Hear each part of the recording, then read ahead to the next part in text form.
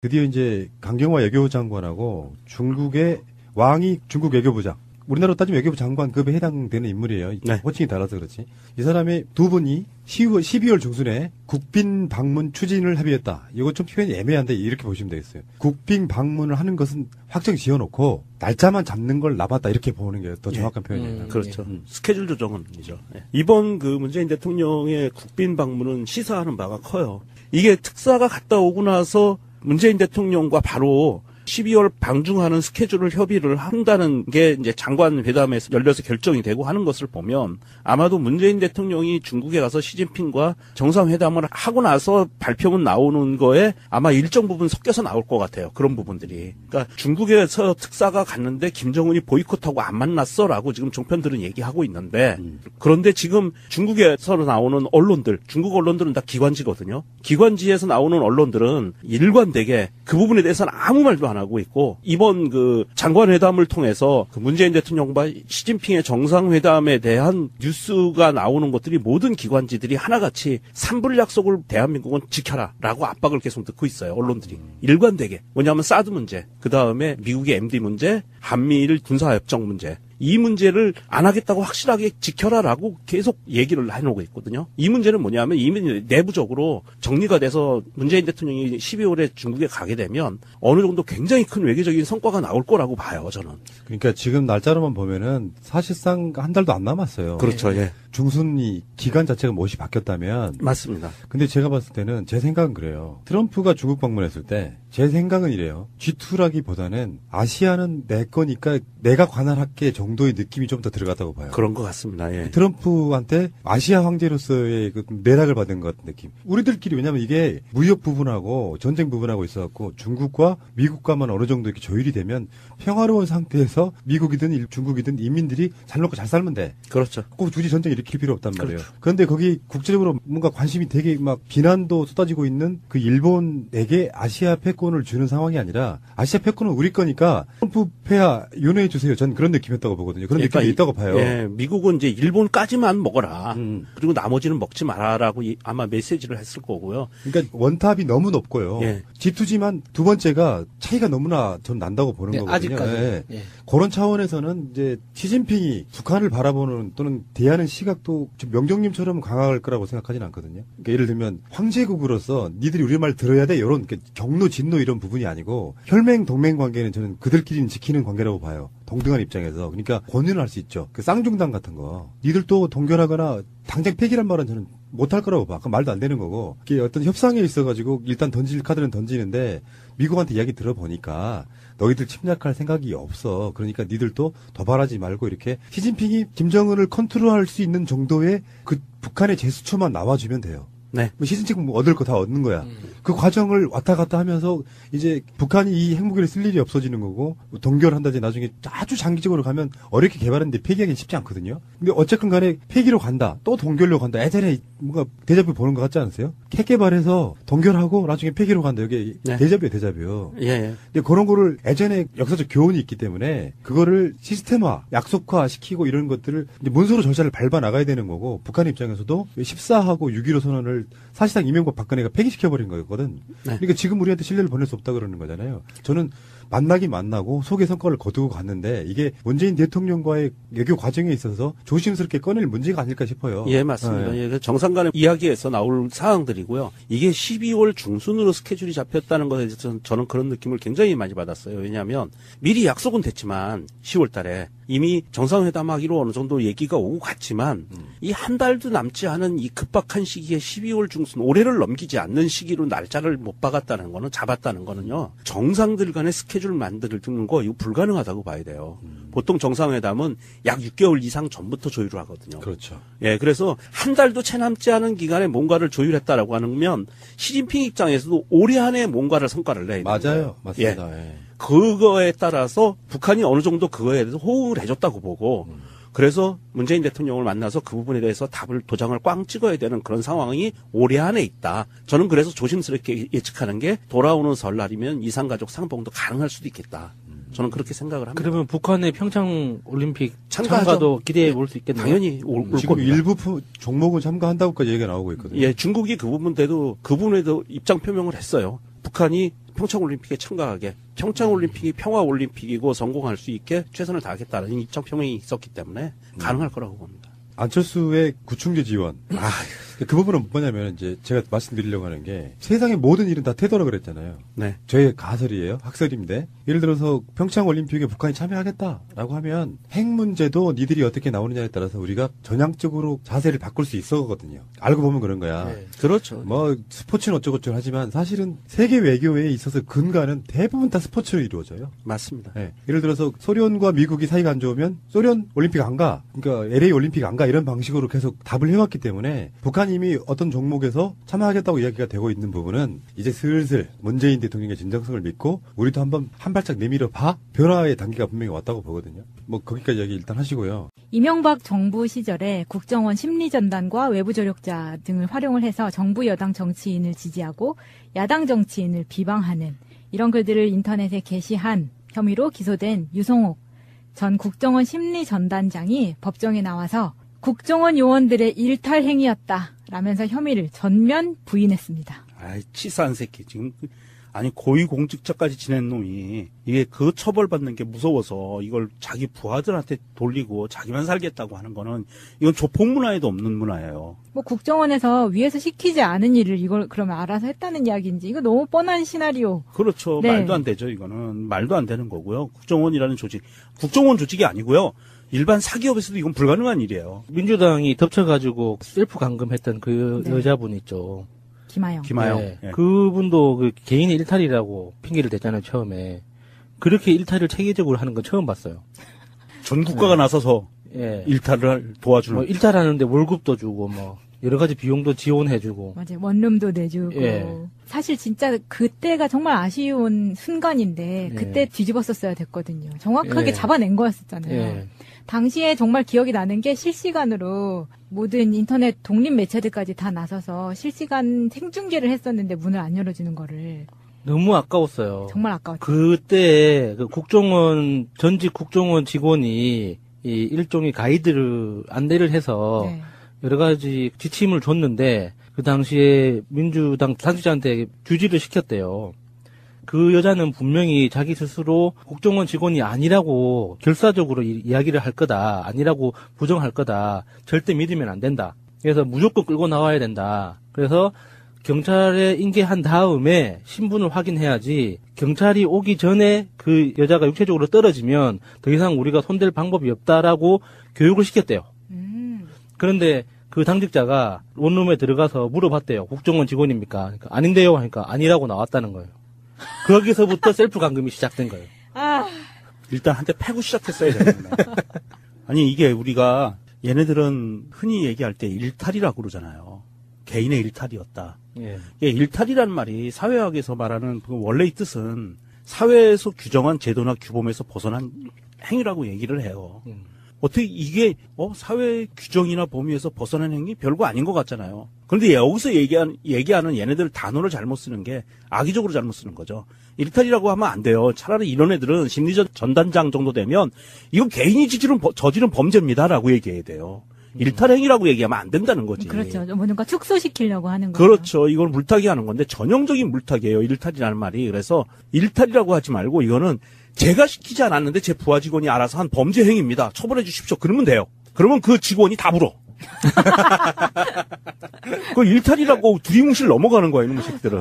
근데 검찰이 이 사람을 공소할 때부터 사실이 다 있기 때문에 이 사람은 지금 발을 뺄 수가 없는 상황이에요. 예를 들면 원세훈의 지시를 받고 2009년 2월부터 2010년 2월까지 1년 동안 총 1165회에 걸쳐서 다음 아고라 등 인터넷 사이트에 여당 정치인을 찬양하거나 아니면 야당 정치인을 비방하거나 이런 댓글을 달았다는 거 아니겠어요? 일탈이란 말이 글자 그대로 맞는 말이 되려면 1165명이 1년에 한 번씩 해가지고 1165회가 된다면 일탈이 맞죠. 수천만 건 중에 사실은 예. 아주 요만큼만 공소가 그쵸. 제기가 된 거예요. 그리고 수십만 건 중에 이게 버리고 삭제하고 네. 재배시키고 남은 것 중에 1165회만 지금 이게 숫자로 다루고 있는데 그러면은 이게 1165회만 한 거는 일탈이라고 봐야 되는 거예요. 이게 범죄 행위는 횟수가 중요한 게 아니잖아요. 항상 그럼요. 이야기하지만. 예. 1165명이 한 명씩 했어도 범죄고요. 한 명이 1165회를 했어도 범죄예요.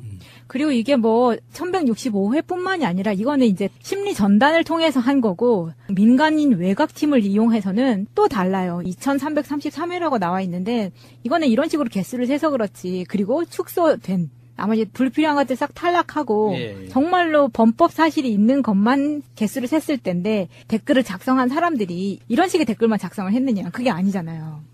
비슷하게 인격 모독과 진짜 악성 댓글을 다는 애들은 히스토리를 볼 수가 있잖아요. 네. 보면 정말 가관이거든요.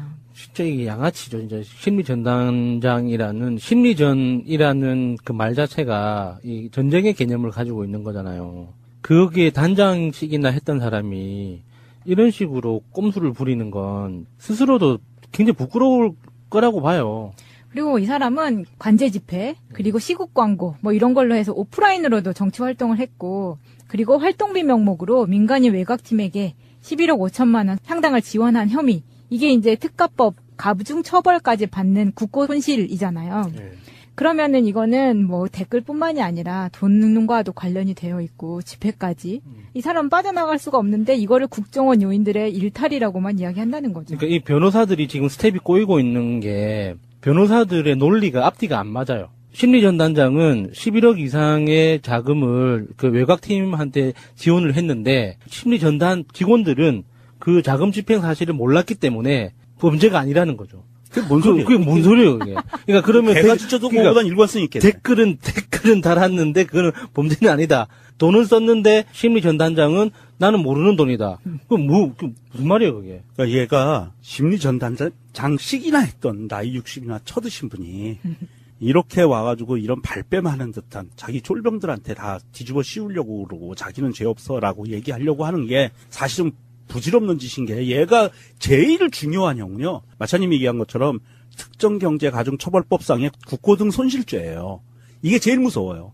5억 이상이면은요 5년 이상 또는 무기징역이에요. 오, 무기징역까지. 예. 이게 제일 무서운 건데 얘는 지금 이거에 대한 방어 논리가 없어요. 할 수가 없거든. 그리고 나서 그 짜잘한 나머지 어떻게 한 몇 달이라도 1년이라도 줄여보려고 나머지를 갖고 지금 자기는 아니다라고 지금 뻗팅기는 건데 차라리 지금 제가 충고를 드리면 다 보세요. 없는 것까지. 그리고 정상 찬작해달라고 검찰한테 요구하면 5년으로 끝날 수 있습니다. 그럼 5년으로 끝날 수 있지. 이명박이만 부르면 된다니까. 그러니까요. 얘네 왜 못 불까요? 사실은 한 명만 불어주기 시작하면 줄줄줄줄 엮여져서 나오죠. 네, 이게 나올 텐데. 확 불고 5년 선고 받고 3년 살고 가석방 돼서 나오면 돼요. 그렇죠. 그러니까 지금 범죄자들의 특징은요. 특히 이 범죄자들 중에서도 폭력 행위 등 처벌에 관한 법률 그 위반죄로 들어가는 조직범죄 결성한 범죄단체 결성한 사람들. 네. 이게 조폭들이잖아요. 범죄단체 조폭들이 제일 무서워하는 법조항이 범죄단체 조직죄예요. 그걸 제일 무서워해요. 그런데 이것도 어떻게 보면 범죄단체잖아요. 근데 이 범죄를 저지른 이 조폭들을 보면은요, 10명이 관련돼 있는데, 두목을 이 한 명이 불었어. 두목이 이렇게 시켰어요. 시켜서 죽였어요. 라고 한 명이 불었는데, 한 명만 갖고는 부족하잖아요. 여러 명을 교차 검색해야 되니까. 그러면 검찰이 어떻게 하냐면 얘가 얘기한 내용을 갖고요. 딴 애들한테 얘기해요. 얘는 그래서 우리가 좀 봐주기로 했어.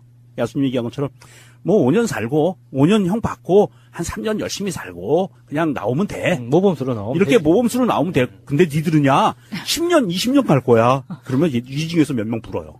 그렇겠지. 예. 그리고 얘네들은 이제 온정을 좀 받죠. 그리고 이제 두목을 잡아들이는 거죠.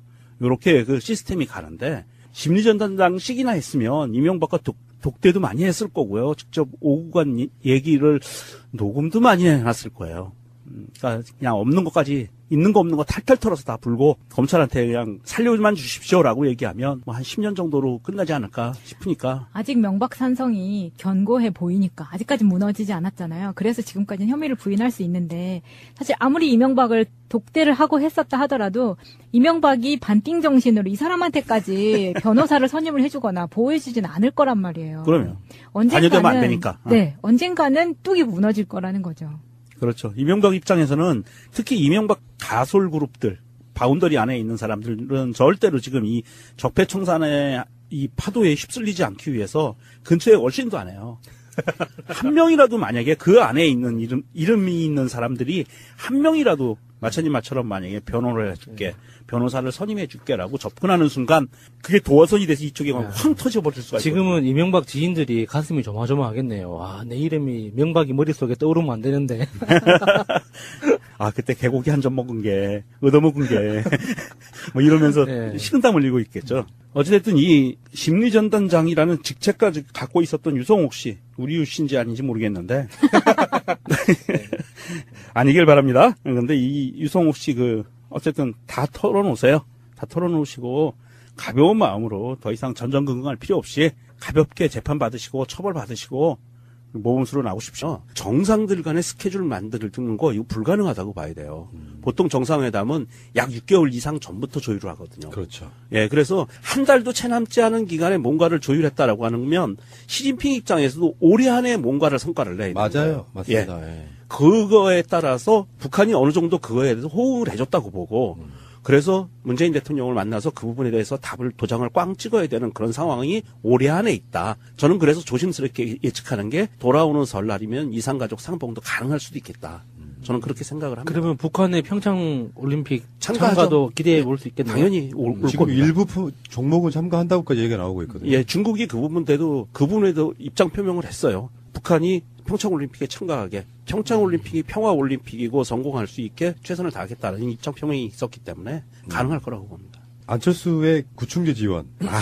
그 부분은 뭐냐면 이제 제가 말씀드리려고 하는 게 세상의 모든 일은 다 태도라 그랬잖아요. 네. 저의 가설이에요. 학설인데 예를 들어서 평창 올림픽에 북한이 참여하겠다라고 하면 핵 문제도 니들이 어떻게 나오느냐에 따라서 우리가 전향적으로 자세를 바꿀 수 있었거든요. 알고 보면 그런 거야. 네. 그렇죠. 뭐 스포츠는 어쩌고저쩌고 하지만 사실은 세계 외교에 있어서 근간은 대부분 다 스포츠로 이루어져요. 맞습니다. 예. 예를 들어서 소련과 미국이 사이가 안 좋으면 소련 올림픽 안 가. 그러니까 LA 올림픽 안 가. 이런 방식으로 계속 답을 해왔기 때문에 북한이 이미 권유를 할 수 있죠. 그 쌍중단 같은 거. 니들도 동결하거나 당장 폐기란 말은 저는 못할 거라고 봐. 그건 말도 안 되는 거고. 이게 어떤 협상에 있어가지고 일단 던질 카드는 던지는데 미국한테 이야기 들어보니까 너희들 침략할 생각이 없어. 그러니까 니들도 도발하지 말고 이렇게 시진핑이 김정은을 컨트롤할 수 있는 정도의 그 북한의 제스처만 나와주면 돼요. 네. 시진핑 뭐 얻을 거 다 얻는 거야. 그 과정을 왔다 갔다 하면서 이제 북한이 이 핵무기를 쓸 일이 없어지는 거고 동결한다지 나중에 아주 장기적으로 가면 어렵게 개발했는데 폐기하기는 쉽지 않거든요. 근데 어쨌든 간에 폐기로 간다. 또 동결로 간다. 예전에 뭔가 데자뷰 보는 거 같지 않으세요? 핵 개발해서 동결하고 나중에 폐기로 간다. 이게 네. 데자뷰예요, 데자뷰. 예, 예. 근데 그런 거를 예전에 역사적 교훈이 있기 때문에 그거를 시스템화, 약속화 시키고 이런 것들을 이제 문서로 절차를 밟아 나가야 되는 거고 북한 입장에서도 14하고 6.15 선언을 사실상 이명박 박근혜가 폐기시켜버린 거였거든. 네. 그러니까 지금 우리한테 신뢰를 보낼 수 없다 그러는 거잖아요. 저는 만나긴 만나고 속의 성과를 거두고 갔는데 이게 문재인 대통령과의 외교 과정에 있어서 조심스럽게 꺼낼 문제가 아닐까 싶어요. 예, 맞습니다. 예, 정상 간의 이야기에서 나올 사항들이고요. 이게 12월 중순으로 스케줄이 잡혔다는 것에 대해서 저는 그런 느낌을 굉장히 많이 받았어요. 왜냐하면 미리 약속은 됐지만 10월 달에 이미 정상회담하기로 어느 정도 얘기가 오고 갔지만 이 한 달도 남지 않은 이 급박한 시기에 12월 중순 올해를 넘기지 않는 시기로 날짜를 못 박았다는 거는 잡았다는 거는요. 이게 어떤 종목에서 참여하겠다고 이야기가 되고 있는 부분은 이제 슬슬 문재인 대통령의 진정성을 믿고 우리도 한번 한 발짝 내밀어 봐. 변화의 단계가 분명히 왔다고 보거든요. 뭐 거기까지 이야기 일단 하시고요. 이명박 정부 시절에 국정원 심리전단과 외부 조력자 등을 활용을 해서 정부 여당 정치인을 지지하고 야당 정치인을 비방하는 이런 글들을 인터넷에 게시한 혐의로 기소된 유성옥 전 국정원 심리전단장이 법정에 나와서 국정원 요원들의 일탈 행위였다라면서 혐의를 전면 부인했습니다. 아이, 치사한 새끼. 지금, 아니, 고위공직자까지 지낸 놈이, 이게 그 처벌받는 게 무서워서 이걸 자기 부하들한테 돌리고 자기만 살겠다고 하는 거는, 이건 조폭 문화에도 없는 문화예요. 뭐 국정원에서 위에서 시키지 않은 일을 이걸 그러면 알아서 했다는 이야기인지 이거 너무 뻔한 시나리오. 그렇죠. 네. 말도 안 되죠, 이거는. 말도 안 되는 거고요. 국정원이라는 조직. 국정원 조직이 아니고요. 일반 사기업에서도 이건 불가능한 일이에요. 민주당이 덮쳐가지고 셀프 감금했던 그 네. 여자분 있죠. 김하영. 김하영. 네. 예. 그분도 그 개인의 일탈이라고 핑계를 댔잖아요, 처음에. 그렇게 일탈을 체계적으로 하는 건 처음 봤어요. 전 국가가 나서서 예. 일탈을 도와주는. 뭐 일탈하는데 월급도 주고 뭐 여러 가지 비용도 지원해주고. 맞아요. 원룸도 내주고. 예. 사실 진짜 그때가 정말 아쉬운 순간인데 예. 그때 뒤집었었어야 됐거든요. 정확하게 예. 잡아낸 거였었잖아요. 예. 드디어 이제 강경화 외교부 장관하고 중국의 왕이 중국 외교부장. 우리나라로 따지면 외교부 장관급에 해당되는 인물이에요. 네. 호칭이 달라서 그렇지. 이 사람이 두 분이 12월 중순에 국빈 방문 추진을 합의했다. 이거 좀 표현이 애매한데 이렇게 보시면 되겠어요. 국빈 방문을 하는 것은 확정 지어놓고 날짜만 잡는 걸 남았다 이렇게 보는 게 더 정확한 표현이에요. 그렇죠. 스케줄 조정은이죠. 예. 이번 그 문재인 대통령의 국빈 방문은 시사하는 바가 커요. 이게 특사가 갔다 오고 나서 문재인 대통령과 바로 12월 방중하는 스케줄을 협의를 한다는 게 이제 장관 회담에서 열려서 결정이 되고 하는 것을 보면 아마도 문재인 대통령이 중국에 가서 시진핑과 정상회담을 하고 나서 발표문 나오는 거에 아마 일정 부분 섞여서 나올 것 같아요. 그런 부분들이. 그러니까 중국에서 특사가 갔는데 김정은이 보이콧하고 안 만났어라고 지금 종편들은 얘기하고 있는데 그런데 지금 중국에서 나오는 언론들, 중국 언론들은 다 기관지거든요. 기관지에서 나오는 언론들은 일관되게 그 부분에 대해서는 아무 말도 안 하고 있고 이번 그 장관회담을 통해서 그 문재인 대통령과 시진핑의 정상회담에 대한 뉴스가 나오는 것들이 모든 기관지들이 하나같이 산불 약속을 대한민국은 지켜라라고 압박을 계속 듣고 있어요. 언론들이 일관되게. 뭐냐면 사드 문제, 그 다음에 미국의 MD 문제, 한미일 군사협정 문제. 이 문제를 안 하겠다고 확실하게 지켜라라고 계속 얘기를 해놓고 있거든요. 이 문제는 뭐냐면 이미 내부적으로 정리가 돼서 문재인 대통령이 12월에 중국에 가게 되면 어느 정도 굉장히 큰 외교적인 성과가 나올 거라고 봐요, 저는. 그러니까 지금 날짜로만 보면은 사실상 한 달도 안 남았어요. 그렇죠, 예. 중순이 기간 자체가 못이 바뀌었다면. 맞습니다. 근데 제가 봤을 때는 제 생각은 그래요. 트럼프가 중국 방문했을 때 제 생각은 이래요. G2라기보다는 아시아는 내 거니까 내가 관할할게 정도의 느낌이 좀 더 들어갔다고 봐요. 그런 것 같습니다. 예. 트럼프한테 아시아 황제로서의 그 내락을 받은 것 같은 느낌. 우리들끼리 왜냐면 이게 무역 부분하고 전쟁 부분하고 있어갖고 중국과 미국과만 어느 정도 이렇게 조율이 되면 평화로운 상태에서 미국이든 중국이든 인민들이 잘 먹고 잘 살면 돼. 그렇죠. 꼭 굳이 전쟁 일으킬 필요 없단 말이에요. 그렇죠. 그런데 거기 국제적으로 뭔가 관심이 되게 막 비난도 쏟아지고 있는 그 일본에게 아시아 패권을 주는 상황이 아니라 아시아 패권은 우리 거니까 트럼프 폐하 윤회해 주세요. 전 그런 느낌이었다고 보거든요. 그런 느낌이 있다고 봐요. 예, 미국은 이제 일본까지만 먹어라. 그리고 나머지는 먹지 마라라고 아마 메시지를 했을 거고요. 그러니까 원탑이 너무 높고요. 예. G2지만 두 번째가 차이가 너무나 전 난다고 보는 네, 거거든요. 아직까지. 예. 예. 그런 차원에서는 이제 시진핑이 북한을 바라보는 또는 대하는 시각도 좀 명정님처럼 강할 거라고 생각하지는 않거든요. 그러니까 예를 들면 황제국으로서 니들이 우리 말 들어야 돼 이런 경로 진노 이런 부분이 아니고 혈맹 동맹 관계는 저는 그들끼리는 지키는 관계라고 봐요. 동등한 입장에서. 그러니까